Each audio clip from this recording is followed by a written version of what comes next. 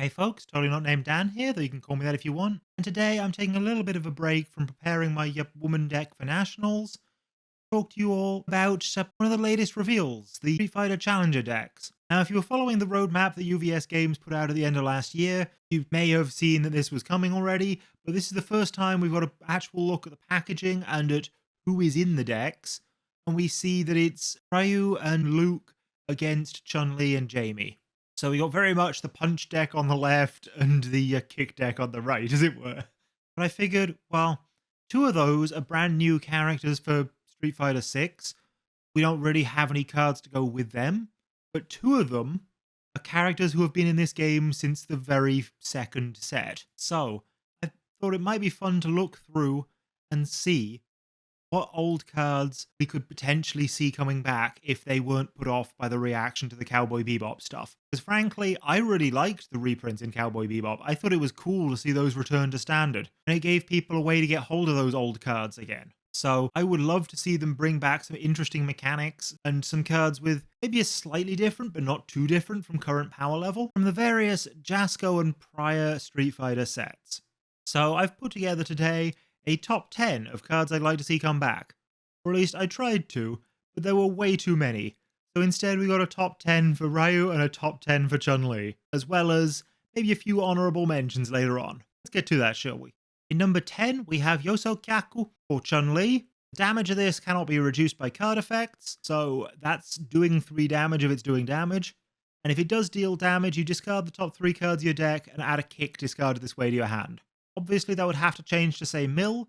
That's something we could very much do today, and the idea of a weak attack where the payoff is that you get another attack is not exactly unheard of. This could even go on air or earth into those 3 damage builds we've seen. I think Yosokyaku isn't exactly the most exciting card, but it definitely has potential to work both in Chun-Li herself and in various other characters we've already got. While Ryu's Collarbone Breaker, I mean, it has Breaker to go with the name, so that's neat. And it's Breaker 2 on a +3 mid block rather than Breaker 2 on a +2 like we've seen before. But it also comes with comboing on an EX, if it's completely blocked, still dealing 2 damage during the damage step. So a better version of things like Muscle Rush, with the downside that you've got to have played an EX before it, and just also some nice stats for a 4 diff. So it's a very versatile card with a bunch of restrictions over the similar cards. I think Collarbone Breaker works really well, and again, it's not a massive standout, but it's a really solid thing that we could see reprinted. And these two are from Jasco's original Street Fighter set, and in fact the starter pack, the battle box that featured both Chun-Li and Ryu for that. So this was meant for a very similar product to what we're getting now. Similarly, at number 9, that product also gave us Strongest Woman in the World for Chun-Li, a foundation with Enhanced Commit, your kick attack gets +2 damage, and the ability for Chun-Li herself to commit and flip it to give +4 damage instead. This is like a slightly better version of Ending the Dream, where you don't have to lose the foundation, but only if you're playing Chun-Li. Otherwise, it's worse. And I like that. It's kind of a side grade. While Shoulder Throw over here is the first really new mechanic we see, which is enhance your next attack gets EX2 or +1 to its EX rating. So we've seen some stuff that sets up the next attack in standard as is, but this is the first one we've seen where it actively increases the rating. I don't think anyone other than Bakugo 2 has done that in standard. And I guess 1 or 2 cards from Todoroki that do it to themselves, but that's a little different. This does it to any attack. At number 8, we start to see some older cards from back during Sabertooth Games' reign. We've got both World's Strongest Woman for Chun-Li, which is a 3 diff that lets you trade a momentum on every attack with +2 speed to your kick. It's honestly kind of worse than what we've got at the moment in vertical maneuvering equipment. Unlike vertical maneuvering equipment, it can commit to pass checks still. However, there may need to be some changes made if this comes to standard. The first one being, this card is way too weak to not have a block modifier. And the same goes for Wandering Master over here. I use number 8, which is a 1 diff with response commit. Before you make a control check for a block, that block gets -2 difficulty. Again, this could do with a block modifier. I'm guessing a +3 mid, but we'll see. This is very similar to a lot of cards we've seen, which are Enhance Commit, this attack gets -2 speed with a little extra bonus ability, or your check to block it gets +2, or your block modifier gets -2, etc., etc. Even got Exhausted Slumber, where they mixed up both of those abilities and accidentally gave us a card that was actively detrimental to the player, meaning they had to errata it. This is the good version of that, but it doesn't have the little bonus ability or the secondary ability, and instead responds before you make the check rather than being used during the enhanced step. So you get a little bit more knowledge before you have to commit to it. And yeah, it's not good enough a difference to make up for both the extra ability and the block mod, but it can certainly make up for one of the two. Coming in at number 7, we then have Yusei Raku 2 dot, showing that this is the second version of Yusei Raku. If they reprint this, they probably wouldn't respect that 2 dot. Jasco were known not to do that in the past, and I don't see UVS Games keeping it, given that they've got rid of the dots on characters even. But this is, again, a slightly understated punch, nice speed, but low damage, with a Desperation enhance, saying if this deals damage, gain X health. Well, it says vitality, but it means health. X equals double the amount of damage this attack dealt. So this is similar to Open Wide from Attack on Titan, but at the cost of you having to be at half health to do it, it gives you twice as much back. While Ryu for number 7, I've given Forward Kick, very simple name, very simple 3 diff, 2 speed, 3 damage, but has the really weird ability of Enhance, choose a resource symbol. If your opponent attempts to block this attack, foundations with the chosen symbol may not be committed to modify your opponent's control check. Now, this was used back in the day where not every character's kit shared the same 3 symbols, and you would quite often have cards in a deck that couldn't be chained together but could still be played on separate turns. However, they simplified the rules around symbols, so your entire deck had to share a symbol, so for a time, this card would not have worked at all. Recently, however, we got the attuned symbols. Link to that video in the description down below, and with their addition to the game, this works very differently because you can once again be running off symbols, and your off symbol cards won't randomly share symbols with your other cards either. So this no longer turns off your opponent's entire stage, and it does actively reward your opponent for playing a variety of different attuned cards, or punish them for not doing. Obviously, the fact that this is a 3 diff for 3 damage means it's still not doing the most, but it is worth considering for that ability alone because that makes it pretty hard to block. Then at number 6, we look at some foundations again. For Ryu, we have Dark Hado, which is one of the weirder ones. It's a 2 difficulty with Enhanced Discard X cards, your attack gets plus X damage, which is obviously a really terrible exchange rate. We've seen discard for 2 speed or 2 damage multiple times in the current standard, and we've even seen discard for plus 3 damage in my Ghidorah deck, in that big finisher. So discard for plus 1 is not great, but the fact that you can just flexibly do it on any attack at any time means that this still has its uses just as a versatility piece more than anything. And it's even on the perfect symbols for it, which hasn't always been the case in some of the old cards. It's got Earth for the makes things big aspect, it's got Fire for the aggro aspect, and it's got Void for the discard aspect. Also on Earth is Chun-Li's number 6, Legendary Legs. Enhance commit, discard the top 3 cards of your deck. Your kick attack gets plus 2 damage for each attack card discarded this way. So that's a little bit Eren Yeager. It's definitely something that's been done recently, but it's on a foundation rather than on face, and it's just a nice buff to your kicks. It's simple, it's effective. Again, it needs a block mod if it's coming back. Both of these do, but that's the only thing wrong with them, and we've seen UVS Games and Jasco weren't scared to add block mods back to returning cards and call it a MRP or most recent printing errata. At number 5, for Chun-Li, we have Enshin Shukyaku, a 5 diff kick with only 3 damage, but it's got Enhance Commit Your Character card, which isn't something that we see done much in Standard. We only really see that in things like Petty Squabble very occasionally. Gives this attack plus 1 speed, and if this attack deals damage, you discard it from your card pool, so it clears, which is really nice. And again, it's on the air symbol for that, so that's all good. Then though, it's got Chun-Li Enhance. This attack gets plus 1 speed. If this attack deals damage, ready your character. So it undoes the cost of the other Enhance. That is really neat. And just those kind of character shenanigans feel so fun. It does check a 2, which is kind of a problem by modern standards. A lot more 2 checks were printed way back in the days that this was new, but other than that, it's a very solid, very interesting card. Does some cool things mechanically. Just slap a block mod on that, and again, it'll be good. But for Ryu, I wanted to do 2 cards for this slot, because Ryu's Shoryuken and Shin Shoryuken kind of go together. The regular Shoryuken is a 4 mid for 6, with power for 1. It's a punch, obviously. With enhanced discard 1 card, draw 1 card. And then if you're Ryu, you can respond before you draw a card, every time you draw a card. So it may well be that if you draw multiple cards as one instance, you can't do that. I don't know.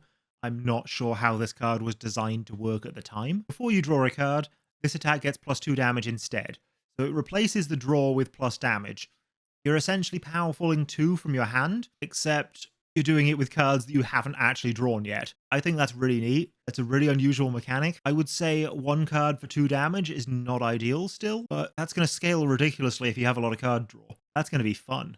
While Shin Shoryuken is a 3 mid for 3. Not great stats, but this has powerful 2 rather than powerful 1. And it has discard 1 card, this attack gets +2 speed this time, with the Ryu response being discard 1 card. When this attack will get a damage bonus, draw a card instead. So you exchange your damage for hand filtering. So yeah, you can see how these two go together as a pair. They're kind of opposites almost. And at number 4, Ryu's pretty cool with old mechanics too. We've got Ryu's Hadoken Extra here, because Extra is what EX is short for. It's a 7 diff, 2 mid, so it's very blockable, for 9 damage, so that is hitting hard. And while it's a +3 mid block, it also has ranged, which back in the day was a keyword with actual text. It allowed you to block any opposing ranged attack on a 0 mid block. This goes a step further though and says you completely block regardless of zone, as long as it's a ranged attack, and there is no control check necessary even. You just slap this down and say, no, that range attack's blocked, which is wild. Then if this deals damage during the next ready phase, you add the top card of your deck to your momentum. When your opponent readies all their foundations, you just get a momentum late. In addition to this card going to momentum normally. That's a cool card.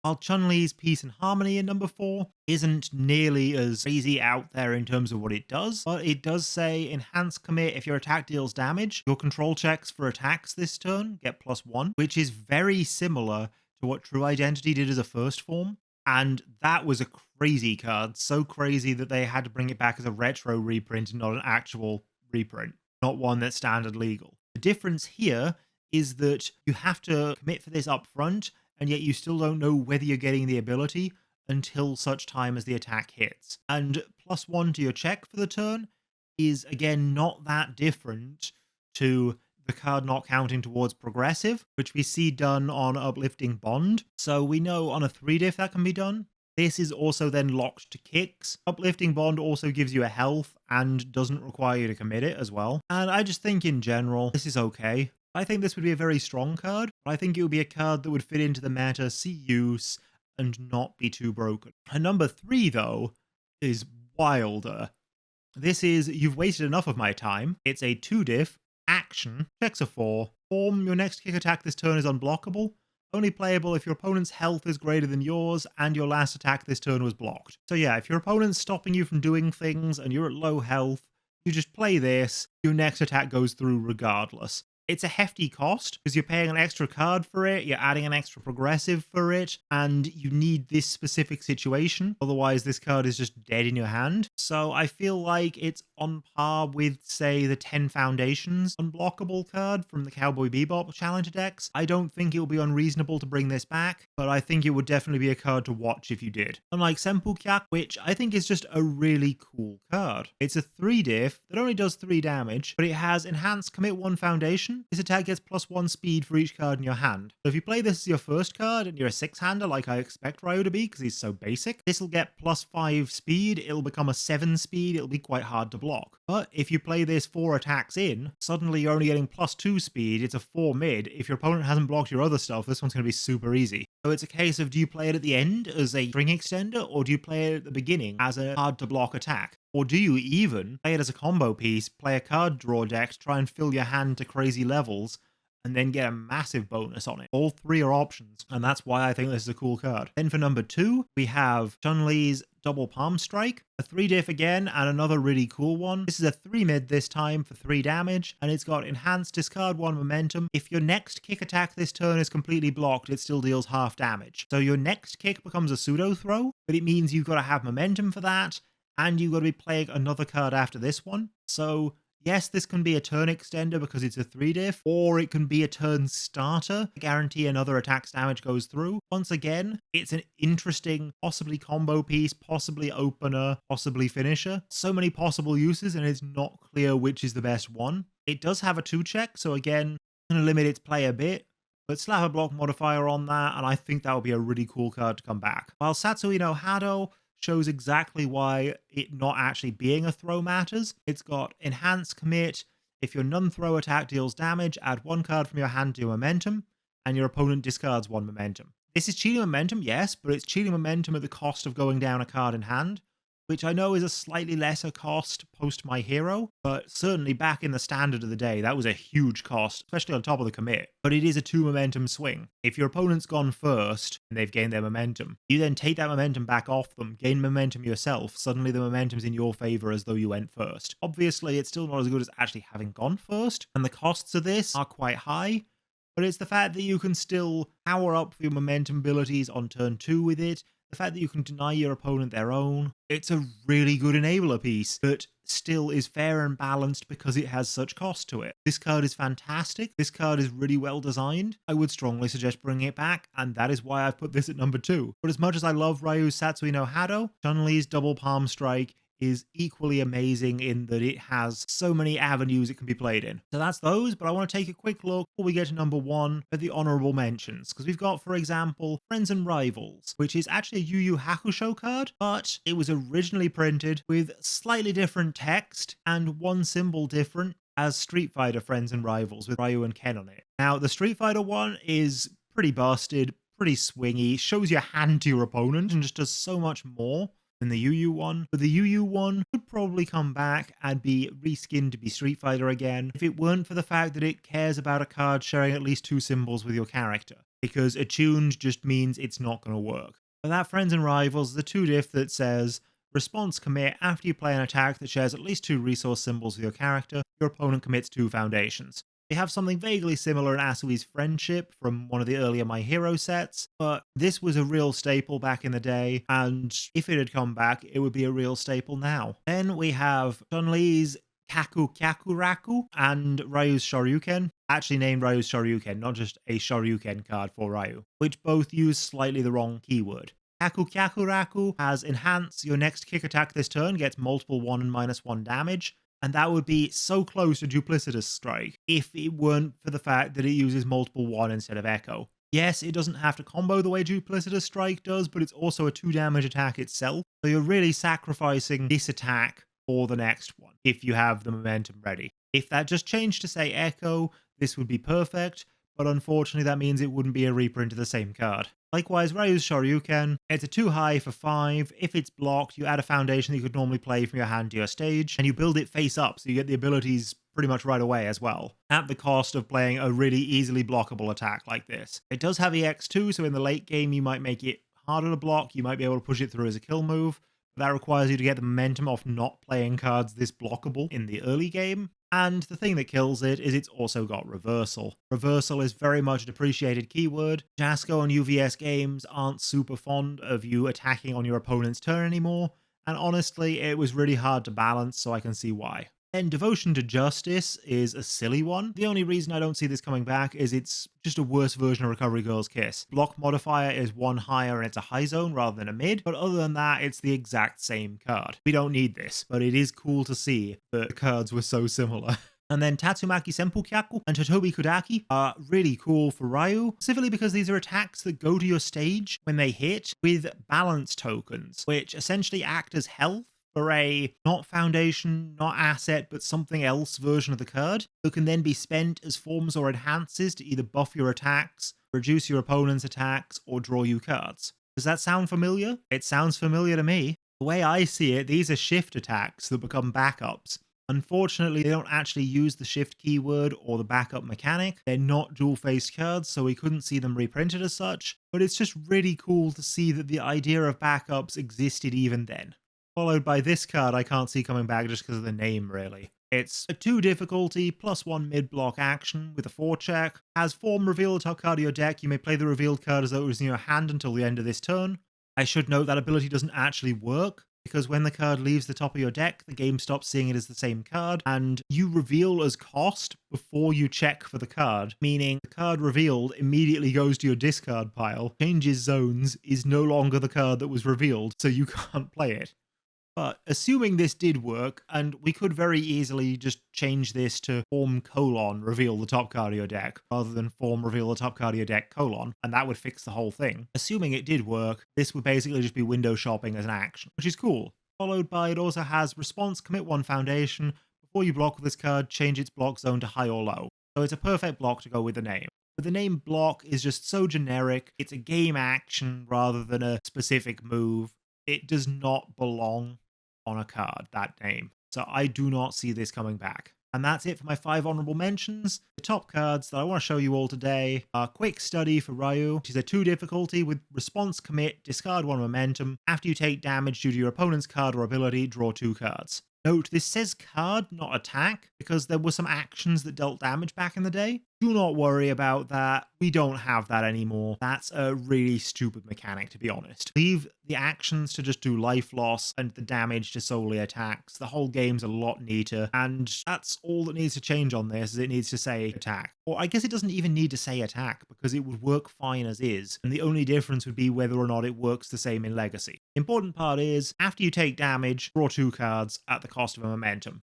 So you're combining Sing for Me's commit to draw a card at the cost of momentum with various other things that give you a card when you take damage, like, for example, Hacker Extraordinaire, though that's a 2-step process, and Ultra Regeneration, into a draw 2 cards defensively card. So you're trading a momentum, you're trading a 2-diff, you're getting 2 cards for it. That's the going rate. It's just nothing actually does that in Modern Standard, and I don't know why. This is perfect. Bring it back. And then Chun-Li's, which is actually one of my favourite cards of all time, Tricky, which is another 2-diff with response, commit, before you draw a card, discard 2 cards. Which sounds crazy. Why do you want to just discard your own hand? Well, think about it.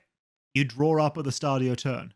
If before that you discard 2 cards, you've essentially just reviewed 2 more cards. So now, instead of reviewing 1 card at the start of your turn, you can review 1 card normally, 2 cards by committing this, or 3 cards by doing both, which means you can hold on to potential blocks a lot longer. You don't have to get them out your hand, because you can know that you can just get rid of 3 of them at the start of your turn if you really need to. It allows you to be a lot more flexible defensively. It allows you a lot more control of how much you draw back up, what you keep going into your turn.